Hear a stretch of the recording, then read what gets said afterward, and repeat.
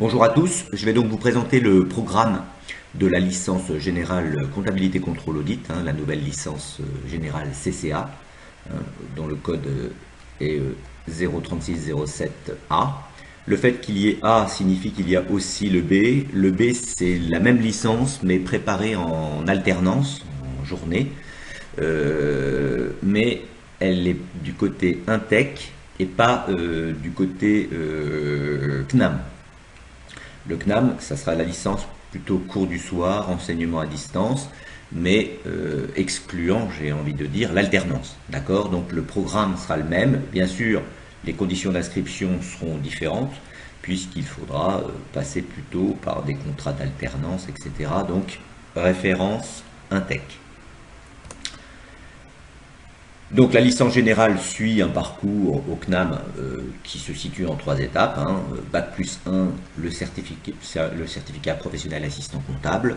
Bac plus 2, le DUT GEA. Et enfin, pour arriver au programme Bac plus 3, licence générale. Sauf que ce parcours peut être complètement différent. Vous pouvez arriver directement avec d'autres Bac plus 2 que d'avoir fait toute la filière comptabilité au CNAM. Tout ce qui va être raconté ici est bien entendu très clairement détaillé dans un site qui a été créé à cet effet, qui est le site cca.cnam.fr. Après, vous avez, alors soit vous recopiez tout ce lien, soit vous faites le petit schéma pour aller, vous inscrivez tout à la main, ou vous cliquez dans les sous-menus une fois que vous serez dans le site. C'est très explicite, ça vous amène à une fiche qui est très bien détaillée et qui vous indique tout le parcours en comptabilité. Et vous n'aurez plus qu'à cliquer sur licence générale. Vous pouvez même aussi regarder à peu près les autres programmes du CNAM, puisque nous allons bien entendu jusqu'au Master 2, comptabilité financière et contrôle de gestion. La licence générale CCA va dans les deux sens. Bien sûr, nous avons prévu, une fois que vous êtes sur le site de la licence générale, un petit formulaire qui va nous permettre de rentrer toutes les informations qui sont utiles pour nous, pour savoir qui vous êtes, et surtout si vous suivez le parcours, étant donné qu'il n'y a plus de dossier de candidature à proprement parler. C'est une fiche d'information très utile sur laquelle on aura votre lien internet, on va pouvoir vous mettre dans des listes de diffusion et ainsi vous communiquer toutes les informations nécessaires. En plus, ce formulaire se termine par « Avez-vous bien compris l'ensemble du site ?» c'est-à-dire le contenu, cette vidéo, est-ce que vous l'avez bien lu, etc. pour que vous n'ayez pas de soucis de gestion, de management de votre propre licence, puisque vous êtes relativement autonome sur la manière de la gérer. Pour les conditions d'inscription, j'y reviens, puisque là, je vais vous présenter un petit peu du contenu du site internet. Eh bien, il faut un Bac plus 2 obligatoire, idéalement BTS CGO du GEA option finance comptabilité, ou alors avoir suivi en interne le parcours L1, L2 de notre licence générale. Il y a tout un cursus, un genre de tronc commun qui mène à plusieurs options, dont la nôtre. Maintenant, la licence générale est totalement ouverte aux autres Bac plus 2. On a créé quand même une unité d'enseignement un petit peu intermédiaire, la CFA 040, histoire de vous remettre à niveau sur de la fiscalité et quelques difficultés comptables, puisque la licence générale quand même attaque avec un certain niveau en comptabilité. Donc l'UE CFA 040 qui est possible en cours à distance, en formation à distance, est souvent très utile pour combler les trous qu'il peut y avoir dans la raquette au niveau de la compta, au niveau de la fiscalité, etc. Bien sûr, j'y reviendrai, vous pouvez faire une VAP 85, c'est-à-dire si vous n'avez pas de Bac plus 2, vous pouvez faire un dossier qui va vous permettre, alors un dossier souvent assisté de votre expérience professionnelle, qui va vous permettre d'avoir un droit d'accès à la licence. C'est-à-dire que ça ne vous donne pas un Bac plus 2, mais ça vous donne le droit d'entrer en Bac plus 3. C'est-à-dire une fois que vous avez une VAP 85, vous n'avez pas de Bac plus 2, mais vous avez le droit d'entrer dans la licence. Vous pouvez aussi faire de la validation d'études supérieures pour valider tout ou partie de la licence. Et vous pouvez même faire la même chose vis-à-vis de l'expérience professionnelle. Tout ou partie, ça veut dire que si vous n'obtenez pas la licence au complet, vous pouvez avoir des morceaux de la licence, c'est-à-dire des unités. Pour entrer dans notre licence, il n'y a pas de dossier d'admission. C'est-à-dire l'entrée est libre, totalement libre. Bien sûr, on vous demande quand même de remplir ce formulaire pour qu'on ait vraiment la connaissance que vous êtes bien passé par le site, que vous avez pris connaissance du contenu de la licence, des tenants, des aboutissements, Et puis, de tout ce que je suis en train de vous dire, c'est-à-dire que je vais vous expliquer le contenu, les coefficients des matières, etc. Il faut le savoir avant d'entrer puisque vous allez devoir gérer un peu seul. On est quand même là, mais tout de même, vous allez devoir un peu manager l'ordre de composition des unités d'enseignement. Donc il n'y a pas de dossier. L'entrée en licence est libre, tant que vous puissiez prouver un bac+2, votre traditionnelle identité, et bien sûr, j'y reviendrai, il faut une certaine expérience professionnelle à la fin pour pouvoir valider la licence. Bien sûr, je reviens sur ce fameux formulaire d'information dont on a besoin que vous remplissiez les cases. Si jamais vous êtes quelqu'un qui n'avait pas Internet, vous n'avez pas pu bien lire sur le site, on pourra en faire une fiche papier que vous pourrez retirer au bureau de la licence tenue par Christelle Flores. Voilà le détail de la licence. Donc vous avez plusieurs unités d'enseignement, la CFA 115, 120, qui sont les deux gros morceaux de cette licence, un peu difficile. J'y associe quand même aussi le contrôle de gestion.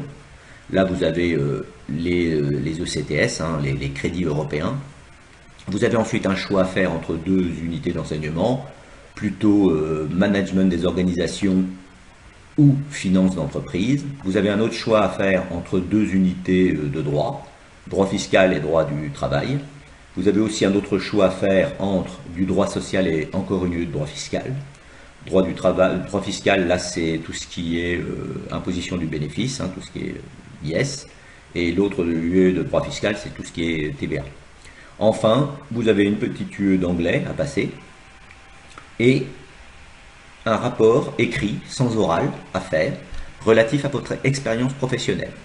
La totalité des crédits fait donc 60, puisque c'est un étage de L1, L2, L3. Une licence, c'est 180 crédits, 3 fois 60. L1, 60, L2, 60, L3, 60.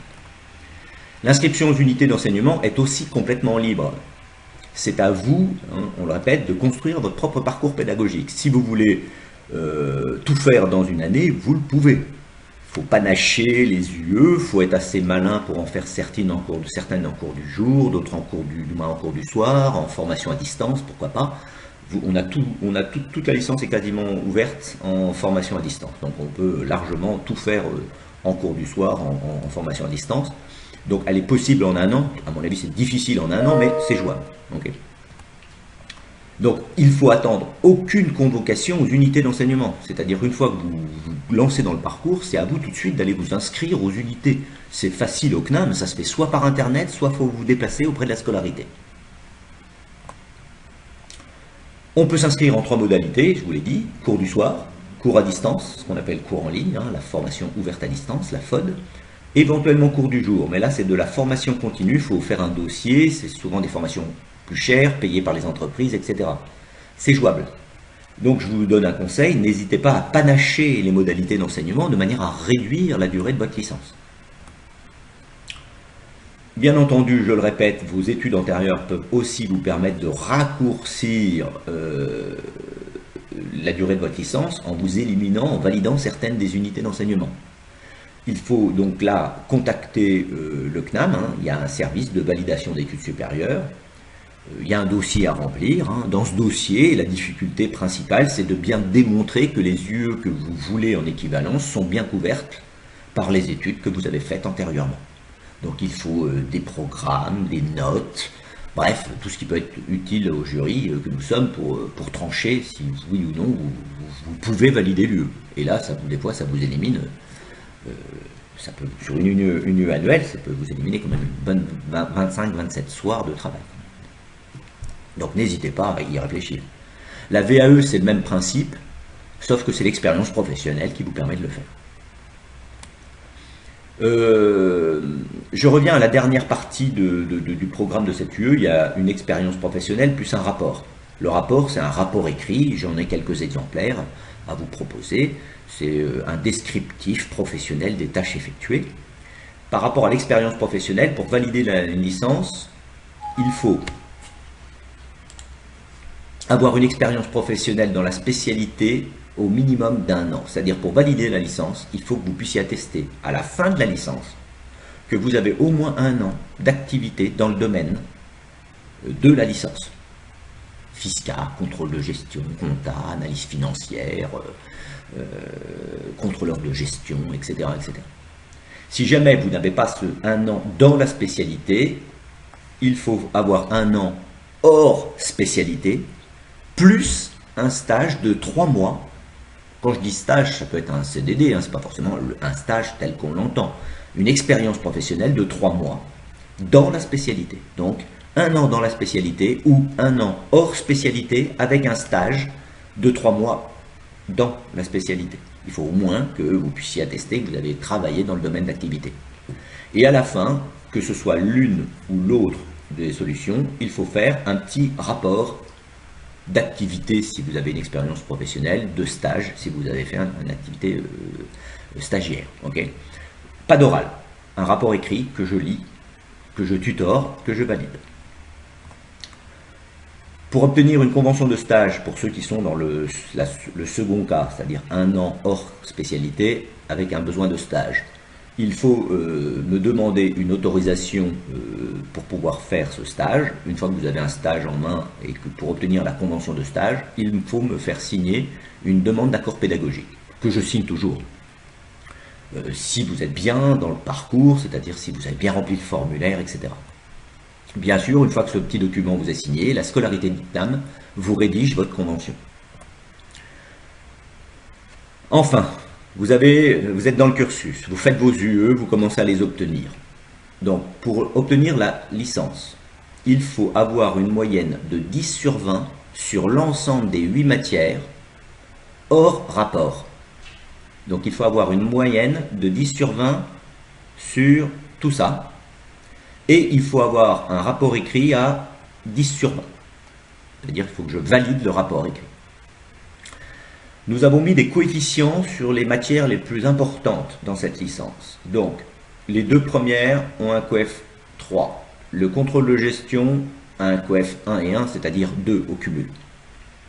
Puis toutes les autres matières, celle-là qui doit être choisie à option, un coef 1, coef 1, coef 1, l'anglais coef 1. Vous devez donc avoir une moyenne pondérée par les coefs de 10. Par contre, si vous avez une note en dessous de la moyenne ici, inférieure à 10 et supérieure à 10, les points qui manquent sur l'une peuvent se compenser sur l'autre. Et ça, il n'y a aucune limite.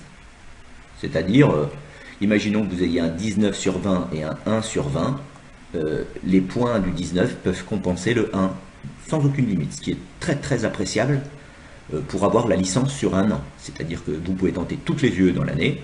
Si jamais à la fin, ça fait une moyenne qui convient, eh bien vous pouvez prétendre à votre licence. Par contre, imaginons qu'à la fin de l'année, la moyenne sur 10 n'est pas atteinte, ce qui fait que vous avez quelques matières à repasser, une ou plusieurs.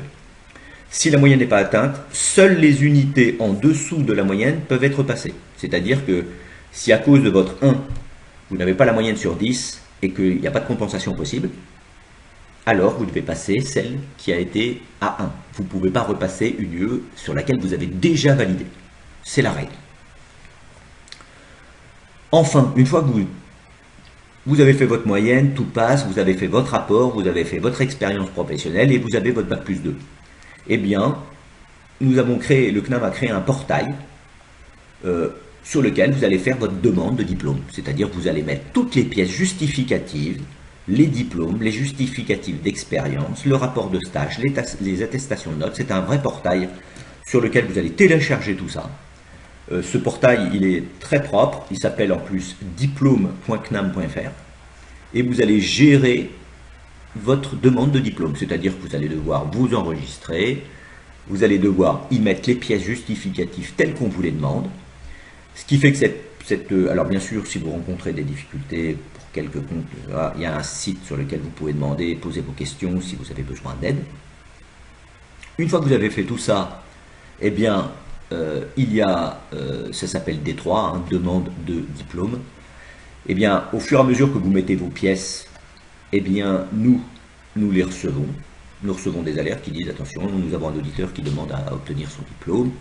on a des vérifications d'usage faites par le CNAM, faites par les enseignants. Une fois que tout ça est matché, que le rapport est validé, etc., dans ce cas, eh bien, quasiment tout est automatique au CNAM. Il y a des vérifications qui sont obligatoires parce que c'est un diplôme qui est un diplôme officiel, hein, qui est reconnu d'État. Donc une fois que les vérifications d'usage sont faites, le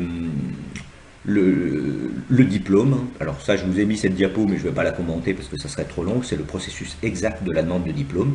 Mais une fois que tout ça est fait, le rectorat émet le diplôme à la fin et vous le recevez. Alors vous recevez une attestation provisoire au départ, le temps que le diplôme vous arrive, puis ensuite vous avez le diplôme définitif. Donc j'espère avoir été clair. Je suis donc Doriol David, david.doriol@lecnam.net. Vous avez le bureau de Christelle Flores qui peut vous recevoir pour des informations complémentaires.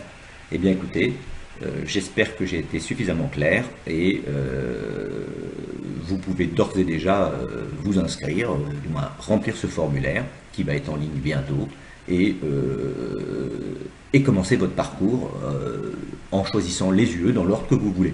Idéalement, il faut attaquer par les UE de comptabilité parce que ce sont celles qui sont les plus rémunératrices en termes de coefficients. Mais bien entendu, si vous voulez tout faire en même temps, bien, vous allez voir que sur le site qu'on a créé, vous avez les jours des UE.